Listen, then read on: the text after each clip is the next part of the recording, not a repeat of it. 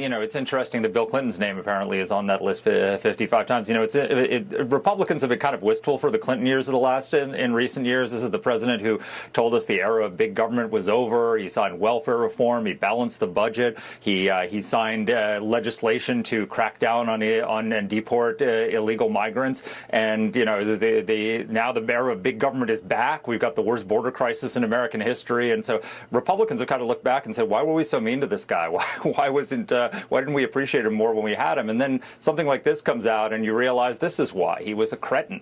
It reminds you of the Monica Lewinsky scandal, Troopergate, the bimbo eruptions, Paula Jones. I mean, the list goes on, and now he's, you know, on a list with associated with this known child sex trafficker. It's a reminder of why Republicans, you know, should not be wistful for the Clinton years, despite the policy differences.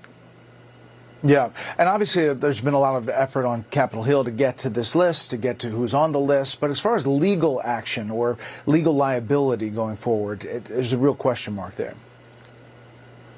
Yeah, I mean, we don't know who's on the list. We don't know what it says about Bill Clinton. We don't know if he is accused of doing anything other than being associated with this guy. So we really have to wait and see what the list says and what the individuals are accused of. But there are 150 people whose names have not been previously publicly identified, many of them, who were associates of a known sex trafficker. I mean, this is a guy who was raping young girls.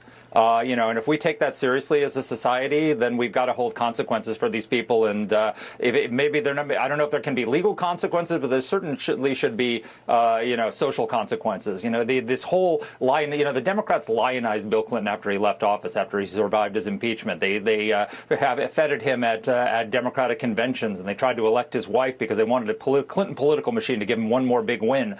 And you know, they sold their souls to defend Bill Clinton. And maybe I'd like to see some of these Democrats who defended Bill Clinton over the years finally come out and say, you know, maybe we were wrong. Maybe this guy really isn't a hero of the Democratic Party. Maybe he shouldn't be speaking at the Democratic convention this summer. Maybe he should be shunned by our party.